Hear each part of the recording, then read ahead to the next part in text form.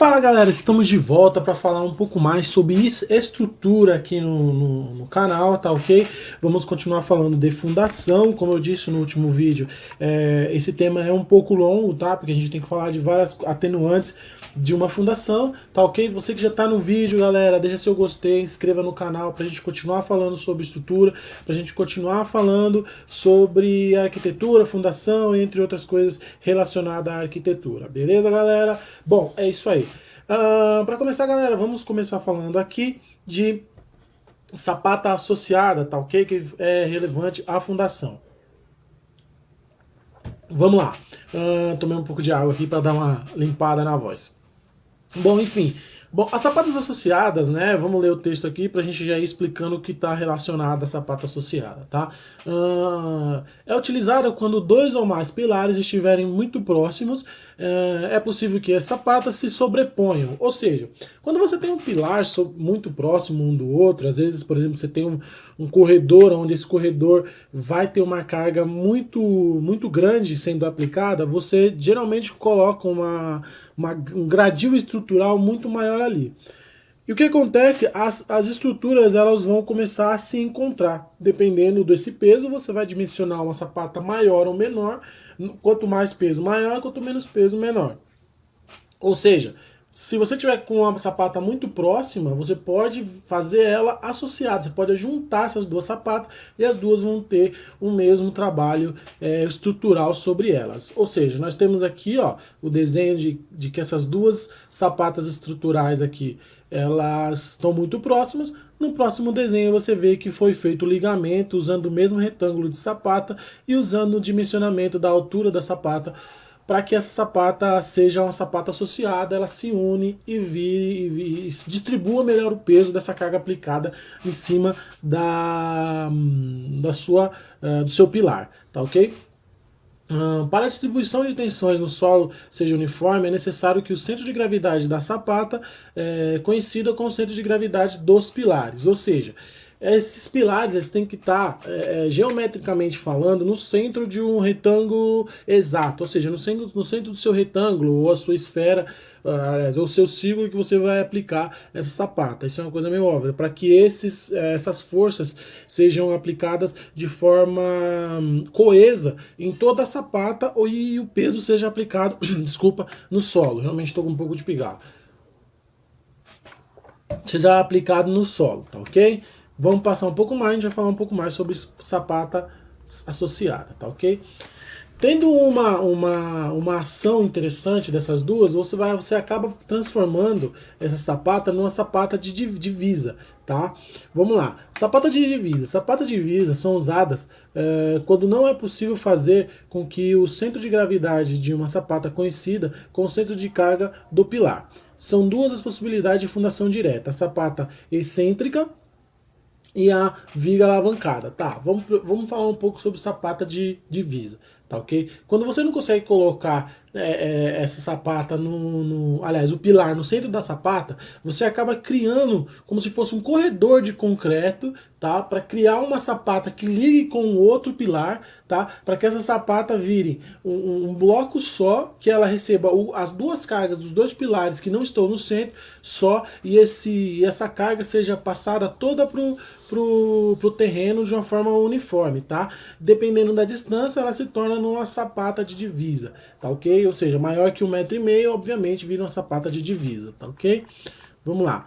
Sapata excêntrica, que a gente já falou no vídeo passado, tá? Ó, essa situação provoca uma distribuição não uniforme de tensão no solo e também a ocorrência de momento fletor no pilar, ocasionando alteração no dimensionamento, tá? Então a sapata de divisa excêntrica, você vê que ela é um pouco mais comprida, tá ok? Tem a mesma inclinação de uma sapata isolada comum, porém ela é mais comprida. E aí a gente vê aqui como que são as forças agindo na sapata, tá ok? Como que a gente vê assim as forças agindo na sapata de divisa, tá? Então você vê aqui, ó, essa é a parte da divisa, vê que ela é maior, tá? E aqui é a mesma coisa, ó, ela é excêntrica porque ela tem um distanciamento do pilar maior, tá? E a carga da sapata vem andando toda no seu caminho correto aqui, tá? E a solução não permitida é essa aqui e não se transforma numa sapata de divisa, tá beleza?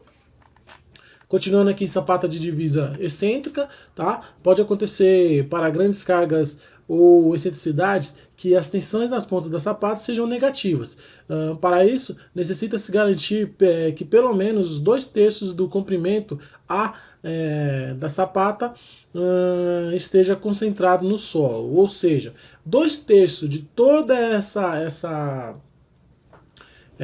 sapata tem que estar apoiada no solo para que não haja aquele movimento de flambagem nas pontas da sapata, tá? Na sapata excêntrica, porque como você vê aqui no gráfico aqui, ó, ela tem todo o peso caindo aqui, quando chega nesse ponto a tendência é ela subir, é ela flambar. Então tem que lembrar sempre disso, ó, nas pontas das sapatas tem aqui um valor negativo, né, das forças aplicadas, tá? E para que isso seja resolvido, 2/3 da sapata tem que estar aplicada no chão com a sua ponta aqui sobrando, tá ok? Bom, vamos continuar aqui, tá? Vamos falar agora aqui de sapata de divisa excêntrica, e aí eu coloquei essa foto aqui para mostrar aqui o pé de pato aqui, que é basicamente uma sapata de divisa aí para o ser humano, né? Que é meio que uma conversa que a gente teve sobre esse tipo de uso aqui do pé, né? Mas vamos lá. Quando a dimensão A é muito grande, a sapata perde a rigidez e torna-se ineficiente, como se fosse um pé de pato. A transmissão das tensões não se faz em toda a extensão da sapata, ou seja, como um pé de pato, né, essa ponta aqui ela não tem nenhum, por exemplo, para você andar, ela não tem nenhum efeito, né, na hora de você pisa, o seu peso ele é transmitido até um certo ponto, depois ele fica livre aqui. E a mesma coisa que acontece com a sapata, tá? Se você tem um peso aplicado, ele vem até certo ponto, aqui não tem uma função, tá? Não tem uma função. Por isso que é importante você ter 2/3 da sapata aplicada na terra, tá? Para aumentar a rigidez e garantir a distribuição de tensões em todas as áreas da sapata, deve-se aumentar a espessura, aumentando o consumo do concreto. Ou seja, quanto maior a sapata, mais espessura você tem que colocar para você aplicar esse valor de 2/3 no chão no terreno onde essa sapata vai ser aplicada, tá ok? Bom, sapata de viga alavancada, tá? Sapata de viga alavancada. A viga alavancada é, em última análise, uma viga de transição, ou seja, uma viga que suporta pilares. Ou seja, meus amigos, quando você tem aqui uma sapata aplicada na mesma direção da outra, geralmente a gente aplica uma viga nessa sapata, e essa sapata ela pode ser feita para apoiar o vigamento e o pilar, tá vendo? Tendo aqui uma transição tanto das cargas como das forças aplicadas no pilar, tá? E aí o caminho das forças vão andar aqui com tranquilidade no sistema estrutural comum aqui, tá ok?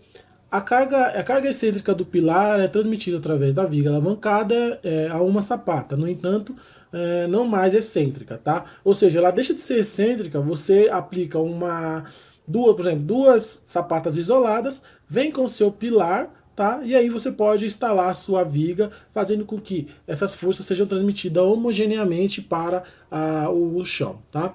A viga alavancada comporta-se como uma viga em balanço, biapoiada. No balanço está aplicada a carga do pilar de divisa, o que cria o efeito de alavanca, tá vendo? Por exemplo, aqui, ó, nós temos o pilar aplicado sobre a sapata de divisa, e aí aqui vem todas as forças, nós temos outro pilar aqui que está em balanço, tá? Fazendo com que isso aqui se torne meio que uma viga, né? Um balanço, na verdade, né? Ou uma viga alavancada, por isso o nome, viga alavancada, por esse desenho de como ela pode ser feita ou construída, tá bom? Sapata de divisa e viga alavancada. Agora aqui, ó, nós temos vários desenhos e vários tipos de viga alavancada, tá? Então a gente tem aqui uma viga alavancada em planta, né, na vista superior. Então a gente tem aqui o eixo da viga, tá? O pilar em balanço e o pilar instalado. Então nós temos uma sapata maior e a gente faz todo esse direcionamento, tá?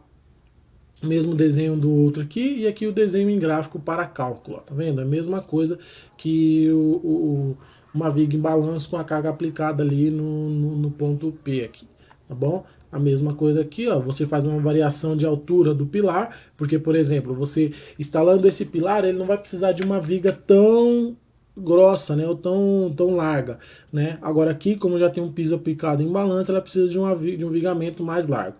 E aqui a gente tem a planta desse desenho aqui, tá? E aí a gente tem aqui a planta, né, básica de uma sapata de divisa e de viga alavancada, tá? Então a gente tem aqui um vigamento, o vigamento todo, aliás, a ferragem toda instalada, a emenda da viga com a sapata, tá? A sapata desce até aqui, fazendo o mesmo desenho de uma sapata isolada, e aqui vem a viga, tá? Vem a viga, a ferragem da viga, tá? E aqui a gente tem a viga em balanço, né? E aí a gente vem com toda a estrutura da ferragem, um sistema mais grosso com a ferragem mais grossa, tá? E aqui a ligação entre as duas sendo instalada, tá beleza? Sapata corrida, galera. Vamos dar uma falada sobre sapata corrida no próximo vídeo, tá? A gente vai ficando por aqui. Fiquem à vontade para deixar o seu gostei, se inscrever no canal, porque é bacana, a gente vai continuar colocando esses vídeos de sistemas estruturais aqui no canal, beleza? Valeu, falou, até mais!